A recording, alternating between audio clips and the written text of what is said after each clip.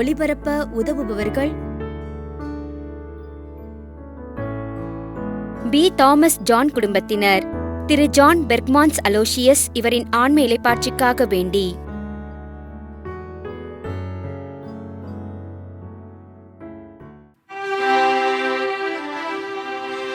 தந்தை மகன் தூய ஆவியாரின் பெயராலே ஆமென். நம் ஆண்டவராகிய இயேசு கிறிஸ்துவின் அருளும் கடவுளின் அன்பும் தூய ஆவியாரின் நட்புறவும் உங்கள் அனைவரோடும் இருப்பதாக. உம் ஆன்மாவோடும் இருப்பதாக. அன்புமிக்க சகோதர சகோதரிகளே, தூய மறை நிகழ்வுகளை நாம் தகுதியோடு கொண்டாட நம்முடைய பாவங்களை ஏற்று மனமருந்துவோம். எல்லாம் வல்ல இறைவனிடமும் சகோதர சகோதரிகளே உங்களிடமும் நான் பாவி என்று ஏற்றுக்கொள்கிறேன். ஏனெனில் என் சிந்தனையாலும் சொல்லாலும் செயலாலும் கடமையில் தவறியதாலும் பாவங்கள் பல செய்தேன். என் பாவமே என் பாவமே என் பெரும் பாவமே.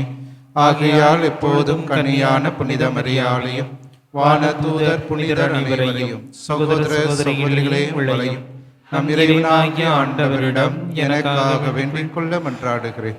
எல்லாம் உள்ள இறைவன மீது இரக்கம் வைத்து நாம் பாவங்களை மன்னித்து நம்மை நிலை வாழ்வுக்கு அழைத்து செல்வாராக. ஆமென். ஆண்டவரே இரக்கமாயிரும். கிறிஸ்துவே இரக்கமாயிரும். ஆண்டவரே இரக்கமாயிரும். கிறிஸ்துவே இரக்கமாயிரும். மன்றாடுவோமாக. என்றென்றுமுள்ள எல்லாம் வல்ல இறைவா, நாங்கள் எப்போதும் உமது திருவுளத்திற்கு ஏற்ப வாழ செய்தருளும். அதனால் மாண்புக்குரிய உமக்கு நேர்மையான இதயத்தோடு நாங்கள் என்றும் ஊழியம் புரிய செய்வீராக. உம்மோடு தூய ஆவியாரின் ஒன்றைப்பில் இறைவனாய் என்றென்றும் வாழ்ந்து ஆட்சி செய்கின்றவர் வழியாக உம்மை மன்றாடுகின்றோம். ஆமென். திருத்தூதர் பவுல் உரோமியருக்கு எழுதிய திருமுகத்திலிருந்து வாசகம். பிரிவு 6, இறைவார்த்தைகள் 19 முதல் 23 முடிய. சகோதரர் சகோதரிகளே, நீங்கள் வலுவற்றவர்கள் என்பதை மனதிற்கொண்டு எளிய முறையில் பேசுகிறேன். முன்பு கட்டுப்பாடற்ற வாழ்வுக்கு வழிவகுக்கும் கெட்ட நடத்தைக்கும் நெறி கேட்டிருக்கும் உங்கள் உறுப்புகளை நீங்கள் அடிமையாக்கி இருந்தீர்கள். அதுபோல இப்பொழுது தூய வாழ்வுக்கு வழிவகுக்கும் ஏற்புடைய செயல்களுக்கு உங்கள் உறுப்புகளை அடிமையாக்குங்கள். நீங்கள் பாவத்திற்கு அடிமைகளாய் இருந்தபோது கடவுளுக்கு ஏற்புடையவற்றை செய்ய கடமைப்பட்டிருக்கவில்லை. அப்போது நீங்கள் செய்த செயல்களை எண்ணி இப்போது நீங்களே வெட்கப்படுகிறீர்கள். அவற்றால் நீங்கள் கண்ட பயன் யாது? அவற்றின் முடிவு சாவு அல்லவா? ஆனால் இப்பொழுது நீங்கள் பாவத்தினின்று விடுதலை பெற்று கடவுளுக்கு அடிமைகள் ஆக்கிவிட்டீர்கள். இதனால் நீங்கள் காணும் பயன் தூய வாழ்வு. இதன் முடிவு நிலை வாழ்வு. பாவத்துக்கு கிடைக்கும் கூலி சாவு. மாறாக கடவுள் கொடுக்கும் அருள்கொடை நம் ஆண்டவர் கிறிஸ்து இயேசுவோடு இணைந்து வாழும் நிலை வாழ்வு. ஆண்டவரின் அருள்வாக்கு. இறைவனுக்கு நன்றி. பதிலுரை பாடல். ஆண்டவர் மீது நம்பிக்கை கொண்டோர் பேறு பெற்றோர். ஆண்டவர் மீது நம்பிக்கை கொண்டவரே பேறு பெற்றவர். நற்பேறு பெற்றவர் யார்? அவர் பொல்லாரின் சொல்லின்படி நடவாதவர், பாவிகளின் தீய வழி நில்லாதவர், இகழ்வாரின் குழுவினில் அமராதவர், ஆனால் ஆண்டவரின் திருச்சட்டத்தில் மகிழ்ச்சியுறுபவர் அவரது சட்டத்தை பற்றி இரவும் பகலும் சிந்திப்பவர். பல்லவி. ஆண்டவர் மீது நம்பிக்கை கொண்டவரே பேறு பெற்றவர். அவர் நீரோடையோரும் நடப்பட்ட மரம் போல் இருப்பர். பருவ காலத்தில் கனித்தந்து என்றும் பசுமையாயிருக்கும் அம்மரத்திற்கு ஒப்பாவர். தாம் செய்வதனத்திலும் வெற்றி பெறுவர். பல்லவி. ஆண்டவர் மீது நம்பிக்கை கொண்டவரே பேறு பெற்றவர்.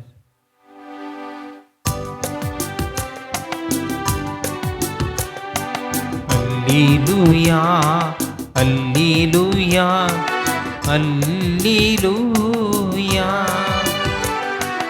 அல்லேலூயா அல்லேலூயா அல்லேலூயா. கிறிஸ்துவை ஆதாயமாக்கிக் கொள்ளவும் அவரோடு ஒன்றித்திருக்கவும் அனைத்தையும் குப்பை என கருதுகிறேன். அல்லேலூயா அல்லேலூயா அல்லேலூயா அல்லேலூயா. ஆண்டவர் உங்களோடு இருப்பாராக. உமான்மாவோடும் இருப்பாராக. புனித லூக்கா எழுதிய தூய நற்செய்தியிலிருந்து வாசகம். ஆண்டவரே மாட்சி உமக்கே. அதிகாரம் 12. இறை திருவார்த்தைகள் 49 53 முடிய. இயேசு தம் சீடரை நோக்கி கூறியது: மண்ணுலகில் தீ மூட்ட வந்தேன். அது இப்பொழுதே பற்றி எரிந்து கொண்டிருக்க வேண்டும் என்பதே என் விருப்பம். ஆயினும் நான் பெற வேண்டிய ஒரு திருமுழுக்கு உண்டு. அது நிறைவேறும் அளவும் நான் மிகவும் மன நெருக்கடிக்கு உள்ளாகி இருக்கின்றேன். மண்ணுலகில் அமைதியை ஏற்படுத்த வந்தேன் என்றா நினைக்கிறீர்கள்? இல்லை, பிளவு உண்டாக்கவே வந்தேன் என உங்களுக்கு சொல்கிறேன்.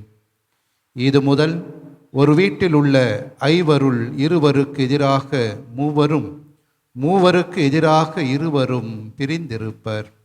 தந்தை மகனுக்கும், மகன் தந்தைக்கும், தாய் மகளுக்கும், மகள் தாய்க்கும், மாமியார் தன் மருமகளுக்கும், மருமகள் மாமியாருக்கும் எதிராக பிரிந்திருப்பர். ஆண்டவரின் அருள் வாக்கு. கிறிஸ்துவே உமக்கு புகழ். இயேசுவின் பிரியமுள்ள சகோதர சகோதரிகளே, திருச்சபை வரலாற்றிலே 14ஆம் நூற்றாண்டு மிக முக்கியமான ஒரு நூற்றாண்டு. காரணம், திருச்சபையானது சிலுவை போரிலே தங்களுக்கு எதிராக வந்த துருக்கியர்களுக்கு எதிராக போராடிய ஒரு காலகட்டம் அது. அன்புமிக்கவர்களே, இந்த காலகட்டத்திலே ஒரு சிறந்த போர் வீரராக இருந்தவர் இன்று நாம் கொண்டாடுகின்ற புனித ஜான் கபிஸ்டானோ. அவருடைய வாழ்க்கையை நாம் பார்க்கின்ற போது முதலாவதாக ஒரு போருக்கு அவர் செல்லுகிறார். போருக்கு சென்று அந்த போரிலே படுதோல்வி அடைகின்றார். அடைந்த பிறகு அவரை ஒரு கைதியாக கொண்டு போய் சிறையிலே பல மாதங்கள் அங்கே அடைத்து வைக்கின்றார்கள். என்னுடைய வாழ்க்கையிலே மிகப்பெரிய ஒரு போர் வீரராக அனைத்து யுத்தங்களையும் கற்றுத் தேர வேண்டும் என்கின்ற ஆர்வத்தோடு இருந்தவர் இறுதியாக அந்த சிறைச்சாலையிலே அவருக்கு ஒரு மனமாற்றம் நிகழ்கிறது. ஆகவே தன்னை பற்றிய சுய ஆய்வை அவர் மேற்கொண்டு அந்த இடத்திலே அவர் ஜெபிக்க ஆரம்பிக்கின்றார். அவருக்கு ஒரு காட்சியானது கொடுக்கப்படுகிறது. அந்த காட்சியிலே புனித பிரான்சிஸ் அசிசியார் அவருக்கு முன்பாக தோன்றுகிறார். தோன்றிய பிரான்சிஸ் அசிசியார் அவரை பார்த்து, உன்னுடைய வாழ்க்கை இதுவல்ல, ஆகவே இந்த வாழ்க்கையை தூக்கி எறிந்துவிடு, நான் காட்டுகின்ற நிறைவான இறை வாழ்க்கையை தேர்ந்து கொள் என்று சொல்லி அவரை ஒரு பிரான்சிஸ்கன் குருவானவராக மாற வேண்டும் என்கின்ற ஒரு மாபெரும் அழைப்பை, ஒரு தீயாக அவருக்கு அந்த நம்பிக்கையும் இறை அழைத்தலையும் அன்றைய நாளிலே புனித பிரான்சிஸ்கு அசிசியார் காட்சியாக கொடுத்தார். அதன் பிறகு தன்னுடைய வாழ்க்கையிலே மிகப்பெரிய ஒரு மாற்றம் வருகிறது. பிரான்சிஸ்கன் சபையிலே சேருகிறார், ஒரு குருவானவராக மாறுகிறார். அது மட்டுமல்ல, மிக முக்கியமாக 14வது நூற்றாண்டிலே அந்த காலகட்டத்திலே நடந்த சிலுவை போரிலே முதன்மையாக தலைமை தாங்கியவராக சென்று அந்த போரிலே வெற்றியும் கண்டவராக இந்த புனித ஜான் கபிஸ்டானோ திகழ்கின்றார். இறை ஆற்றலும் இறை அருளும் எப்போதுமே அவரோடு இருந்தது என்று நாம் பார்க்கின்றோம். ஆகவேதான் ஒரு முறை முகமதியர்கள் அவர்களை துரத்தி கொண்டு வந்தார்கள். எப்படியாவது இவரை கொன்றால் போதும் என்று நினைத்தார்கள். இவரும் ஓடினார். ஓடுகின்ற பொழுது அவருக்கு முன்பாக மிகப்பெரிய ஒரு காட்டாற்று வெள்ளமானது ஓடிக்கொண்டு இருக்கிறது. ஆகவே நாம் மடிந்தோம் என்று நினைத்தார். அப்போது ஒரு குரல் கேட்டது, உன்னிடம் இருக்கின்ற அந்த மேலுடைய எடுத்து அந்த தண்ணீரின் மீது போடு, அதன் மீது நீ ஏறி பயணம் செய் என்கின்ற குரல் கேட்டது. அதனை புனித ஜான் கபிஸ்டானோ தன்னுடைய மேலுடையை அந்த காட்டாற்று வெள்ளத்திலே போட்டு அதன் மீது நின்று கொண்டு அந்த காட்டாற்று வெள்ளத்தை கடந்து சென்றார் என்று அவருடைய வாழ்க்கை வரலாறு நமக்கு சொல்லுகிறது. ஆகவே இறைவன் மீது பற்றுறுதி கொண்டு நம்பிக்கையோடு வாழ்கின்ற போது கடவுள் எல்லாவற்றையும் செய்கிறவராக இருக்கின்றார் என்பதை இந்த புனிதர் வாயிலாக சிறப்பாக நமக்கு இன்று இந்த செய்தியானது கொடுக்கப்படுகிறது. அவருடைய வாழ்க்கையிலே இவ்வாறாக சொல்லுகிறார், உலகம் என்பது என்ன என்று சொல்லுகின்ற பொழுது, உலகம் என்பது மூழ்கும் கப்பலை போன்றது. ஆக அந்த கப்பல் எப்போது மூழ்கும் என்று தெரியாது. ஆனால் அவ்வாறாக மூழ்குகின்ற போது நாம் ஒவ்வொருவரும் கிறிஸ்தவர்கள் என்றால் கிறிஸ்துவின் ஒளியை பெற்றவர்களாக நாம் அந்த நேரத்திலே மின்னுகின்றவர்களாக இருக்க வேண்டும் என்று சொல்லுகிறார். ஆகவேதான் இந்த உலகம் மூழ்கினாலும் கிறிஸ்தவனாக்கிய நீ உன்னுடைய ஒளியின் தன்மையால் ஆண்டவரால் நிச்சயமாக காப்பாற்றப்படுவாய் என்று தன்னுடைய வாழ்க்கையில் இவ்வாறாக சொல்லி இருக்கின்றார். அன்புமிக்கவர்களே, இன்றைய நற்செய்தி வாசகத்திலே ஆண்டவராக இயேசு கிறிஸ்து 2 கருத்துக்களை நமக்கு முன்பாக வைக்கின்றார். முதலாவதாக, நான் தீ மூட்டவே வந்தேன் என்கிற வார்த்தைகளை சொல்லுகிறார். ஆகவே தீ மூட்டவே வந்தேன் என்று சொல்லுகின்ற போது ஆண்டவராக இயேசு கிறிஸ்து நம்பிக்கை என்கின்ற தீயையும் அதே நேரத்திலே மிக முக்கியமாக இறை அரசுக்குரிய அனைத்து ஆசீர்வாதங்களையும் பெற்றவர்களாக, அந்த இறை அரசுக்கு உரியவர்களாக நீங்கள் தீயை போல என்றுமே இருக்க வேண்டும் என்பதை உணர்த்துவதற்காக இந்த தீயை, அந்த நற்செய்தியை நான் உங்களுக்கு மூட்டவே வந்தேன் என்கின்ற வார்த்தையை வழியாக நமக்கு கற்பிக்கின்றார். அன்புமிக்கவர்களே, விவிலியத்திலே தீ என்பதற்கு பல அர்த்தங்கள் உண்டு. முதலாவதாக கடவுளினுடைய தீர்வு, ஜட்ஜ்மெண்ட். ஆகவே அந்த லாஸ்ட் ஜட்ஜ்மெண்ட் என்று சொல்கிறோம். அந்த நேரத்திலே தீ போல இந்த உலகின் மீது ஆண்டவர் ஆட்சி செலுத்துவார் என்று விவிலியம் சொல்லுகிறது. இரண்டாவதாக, கடவுளினுடைய பாதுகாப்பின் பிரசன்னமாக இந்த தீயானது இருக்கிறது. ஆகவேதான் நெருப்பு தூணாக இஸ்ரேல் மக்களை ஆண்டவர் காத்து வந்தார் என்று அந்த தீயானது ஒரு பாதுகாப்பின் அம்சமாக நமக்கு தெரிகிறது. மூன்றாவதாக, தீ என்பது சுத்திகரிக்கின்ற ஆற்றல் கொண்டதாக இருக்கிறது என்று நமக்கு விவிலியம் சொல்லுகிறது. நான்காவதாக, தூய ஆவியானவர் அவருடைய ஆற்றல் ஆனது எப்போதுமே தீ போல நம் மத்தியிலே இருக்கிறது என்பதை உணர்ந்து கொள்ளவும், இறுதியாக கடவுளினுடைய மாட்சி, கடவுளினுடைய புனிதத்தன்மை, இவைகளும் தீயாக இருக்கிறது என்பதை விவிலியம் வழியாக உணர்த்தப்படுகிறது. அன்புமிக்கவர்களே, இரண்டாவதாக ஆண்டவர் சொல்லுகின்ற வார்த்தை அமைதியை அல்ல பிளவை உண்டாக்கவே நான் வந்தேன் என்று சொல்லுகிறார். ஆகவே இந்த பிளவு என்பது நற்செய்தியிலே நமக்கு மிக அற்புதமாக ஆண்டவர் சொல்லுகிறார். அந்த பிளவு என்பது 2 வகையான மக்களுக்கு நிகழும். ஒன்று முதியவர்கள், மற்றவர்கள் இளையோர். ஆகவே தந்தை மகனுக்கு எதிராக, மகன் தந்தைக்கு எதிராக, அதே நேரத்திலே தாய் மகளுக்கு எதிராக, மகள் தாய்க்கு எதிராக, மாமியார் மருமகளுக்கு எதிராக, மருமகள் மாமியாருக்கு எதிராக. ஆகவே ஒரு முதியவர்கள் ஒரு புறம், இளையோர் ஒரு புறம். ஆகவே இந்த இருவருக்கும் நடக்கின்ற அந்த எதிர்ப்பு, இந்த இருவருக்கும் நடக்கின்ற பிளவு எதனால் வருகிறது என்பதை ஆன்மீக சிந்தனைக்கு உட்படுத்த நாம் இன்றைய நாளிலே அழைக்கப்படுகின்றோம். ஆகவே இந்த இளையோர் யார் என்று சொல்லுகின்ற போது, புதிதாக கடவுளை நம்பிக்கையோடு ஏற்றுக்கொண்டவர்கள், மனமாற்றத்தை நாடுகின்றவர்கள், அதே நேரத்திலே இயேசுவின் தீயை, அந்த நம்பிக்கையை, இறை அரசு என்ற தீயை தன்னுடைய உள்ளத்திலே எப்போதுமே அணையாமல் காத்து கொண்டிருக்கின்றவர்கள் இவர்கள்தான் இளையோர்கள். முதியோர் யார் என்று சொல்லுகின்ற போது, யாரெல்லாம் இறை அரசுக்கு எதிராக இருக்கின்றார்களோ, இறை அரசின் விழுமியங்களுக்கு எதிராக இருக்கின்றார்களோ, அவர்கள் அனைவருமே முதியவர்களாக கருதப்படுகின்றார்கள். ஆண்டவர் இயேசு கிறிஸ்து வாழ்ந்த காலத்திலே யூதர்கள் மத்தியிலே பரிசேயர், சதுசேயர், மறை வல்லுனர்கள் இவர்கள் அனைவருமே இந்த ஒரு குழுவை சார்ந்தவர்களாக இருக்கின்றார்கள். ஆகவே அவர்களுக்கு எல்லாம் தெரியும், ஆனால் எங்களுக்கு எதுவும் வேண்டாம், மனமாற்றமே வேண்டாம் என்று வாழ்ந்தவர்கள். ஆகவேதான் மனமாற்றம் வேண்டும், இறையரசு வேண்டும் என்கின்ற அந்த இளமையான பிற இனத்தவர்கள், பிற இனத்தை சார்ந்தவர்களுக்கும் இவர்களுக்கும் நடக்கின்ற பிளவு மிக பெரியதாக மாறும் என்று ஆண்டவர் இயேசு இன்றைய நற்செய்தியின் வழியாக நமக்கு விளக்கம் தருகின்றார். ஆகிற இயேசுவின் பிரியமானவரே, ஆண்டவருடைய தீயானது நம்மை இன்னும் அதிகமாக ஆண்டவருக்கு, அவருக்குள்ளே நம்மை என்றுமே அழைத்து செல்லுகின்ற ஒரு தீயாகவும், நம்பிக்கையின் தீயாகவும், அன்பின் தீயாகவும், என்றுமே இறை அரசின் அந்த விழுமியங்கள் நம்முடைய உள்ளத்திலே பற்றி எறுகின்ற தீயாகவும் என்றுமே இருக்கும். ஆகவே அத்தகைய தீயானது அணையாமல் காக்க நம்பிக்கையோடு மனமாற்றத்தை நாடுகின்றவர்களாக நாம் வாழ இன்றைய நாளிலே அழைக்கப்படுகின்றோம். அத்தகைய நம்பிக்கையின் வாழ்க்கையை நாம் வாழ தொடர்ந்து இத்திருப்பலியிலே நாம் ஜெபிப்போம். ஆமென்.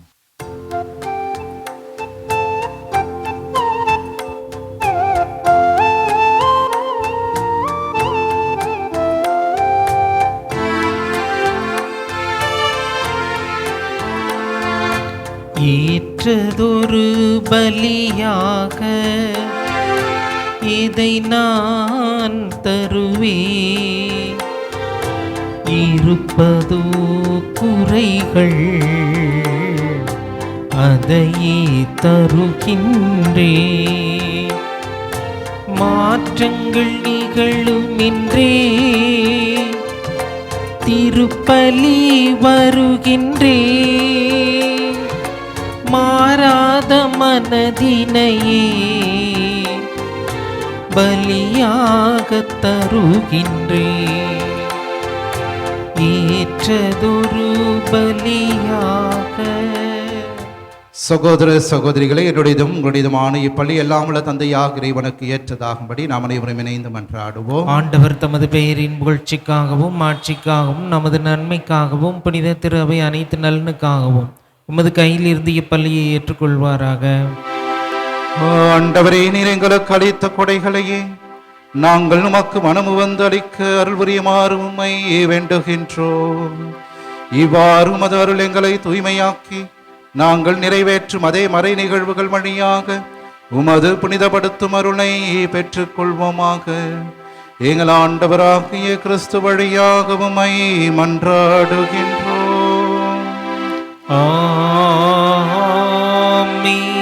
ஆண்டவர் உங்களோடு இருப்பாராக, ஆன்மாவோடும் இருப்பாராக. இதயங்களை மேலே எழுப்புங்கள். ஆண்டவரிடம் எழுப்பியுள்ளோம். நாம் இறைவனாகி ஆண்டவருக்கு நன்றி கூறுவோம். அது தகுதியும் நீதியும் ஆனது. ஆண்டவரே, தூயவரான தந்தையை என்றும் உள்ள எல்லாம் உள்ள இறைவா, என் ஆளுமை விடத்திலும் நாங்கள் உமக்கு நன்றி செலுத்துவது மெய்யாகவே தகுதியும் நீதியுமாகும், எங்கள் கடமையும் மீட்புக்குரிய செயலுமாகும். உம்முடைய அன்பு திருமகன் வழியாக நீர் மனித இனங்களை படைத்தது போல மிகுந்த கனிவிரக்கத்தால் அவற்றை புதுப்பிக்கவும் திருவுள்ளமானீர். ஆகவே படைப்புகள் அனைத்தும் உமக்கு பணிபுரிகின்றன, மீட்படைந்தோர் அனைவரும் உம்மை ஏற்றவாறு புகழ்கின்றனர். உம்முடைய புனிதர்களும் ஒரே இதயத்தோராய் உம்மை போற்றுகின்றனர். எனவே வானதூதர் அனைவரோடும் சேர்ந்து நாங்கள் உம்மை கொண்டாடி மகிழ்வுடன் எப்பொழுதும் அறிக்கையிட்டு சொல்வதாவது: தூயவர் தூயவர் தூயவர், வான்படிகளின் கடவுளாம் ஆண்டவர். விண்ணகமும் மண்ணகமும் உமது ஆட்சியால் நிறைந்துள்ளன. உன்னதங்களிலே ஓசன்னா. ஆண்டவர் பெயரால் வருகிறவர் ஆசி பெற்றவர். உன்னதங்களிலே ஓசன்னா. ஆண்டவரே, நிர்மையாகவே தூயவர், தூய்மை அனைத்திற்கும் ஊற்று. ஆகவே உம்முடைய ஆவியை பொழிந்து இக்காணிக்கைகளை தூய்மைப்படுத்த உம்மை வேண்டுகிறோம். இவ்வாறு எங்கள் ஆண்டவர் இயேசு கிறிஸ்துவின் உடலும் இரத்தமுமாக எங்களுக்கு இவை மாறுவனவாக.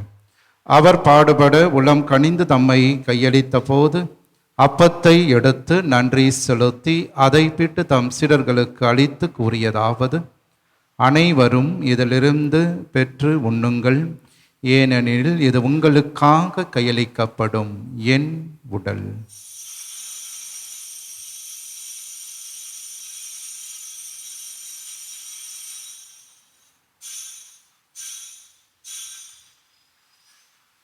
அவ்வண்ணமே இரவு விருந்தை அருந்திய பின் கிண்ணத்தையும் எடுத்து மீண்டும் உமக்கு நன்றி கூறி தம் சீடர்களுக்கு அளித்து அவர் கூறியதாவது: அனைவரும் இதிலிருந்து பெற்று பருகுங்கள், ஏனெனில் இது புதிய நிலையான உடன்படிக்கைக்கு உரிய என் இரத்தத்தின் கிண்ணம். இது பாவ மன்னிப்புக்கென்று உங்களுக்காகவும் பலருக்காகவும் சிந்தப்படும். இதை என் நினைவாக செய்யுங்கள்.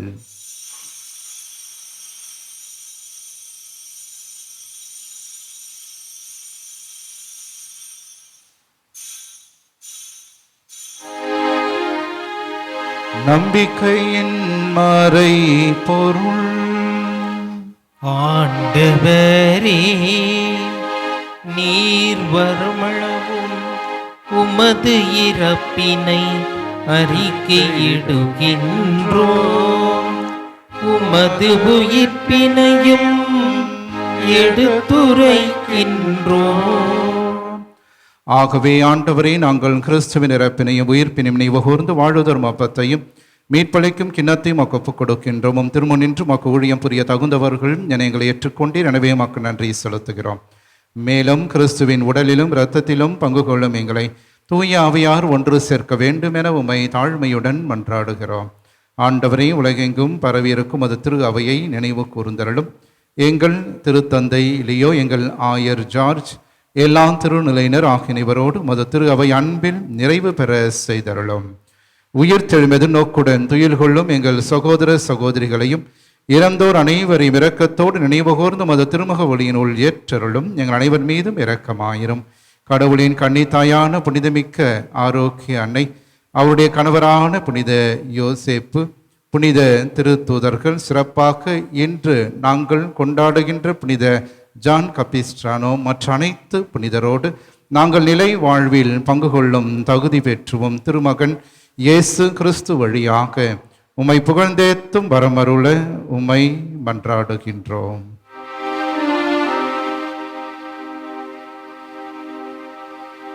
இவர் வழியாக இவரோடு இவரில் எல்லாம் வல்ல இறைவனாகிய தந்தையே, தூய ஆவியாரின் ஒன்றிப்பில் எல்லா புகழும் ஆட்சியும் என்றென்றும் உமக்கு உரியதே.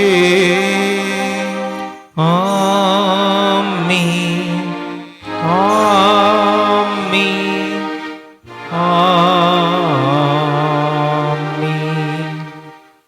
கடவுளை தந்தையன் அழைக்க இயேசு நமக்கு கற்றுக் கொடுத்த ஜெபத்தை விண்ணக தந்தையை நோக்கி நம்பிக்கையோடு நாம் ஜெபிப்போம்.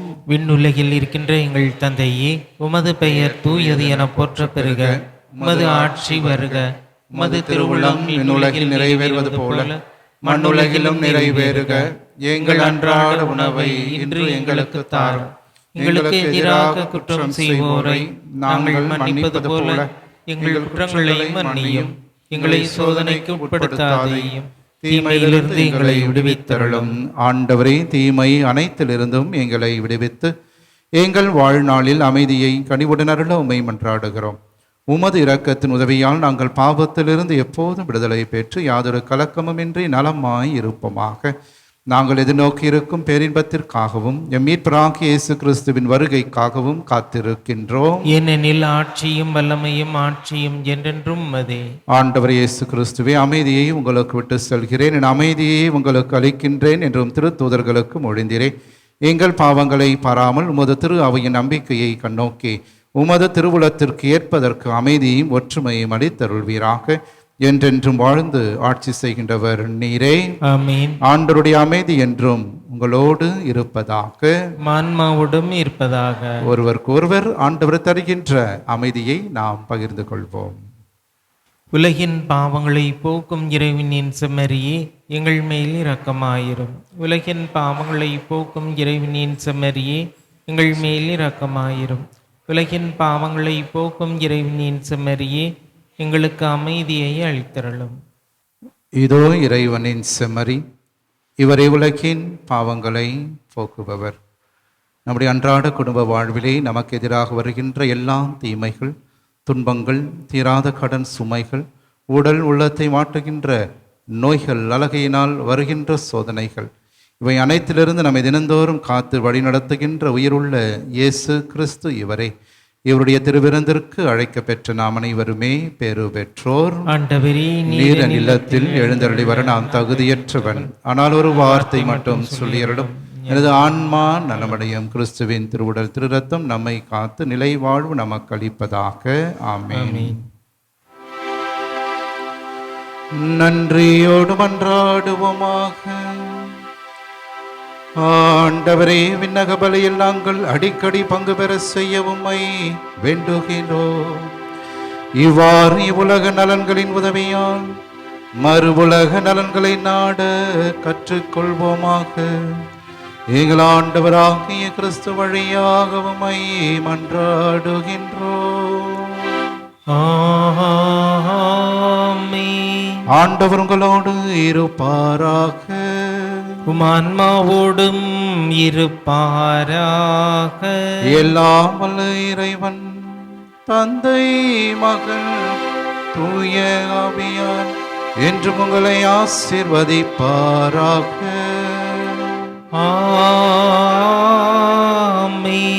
ஆரோக்கியனை ஆசிரோடு சென்று வாருங்கள். திருப்பலி நிறைவேறிற்று. இறைவனுக்கு நன்றி. திருப்பலி ஒளிபரப்ப உதவியவர்கள்: பி. தாமஸ் ஜான் குடும்பத்தினர். திரு ஜான் பெர்க்மான்ஸ் அலோஷியஸ் இவரின் ஆன்ம இளைப்பாட்சிக்காக வேண்டி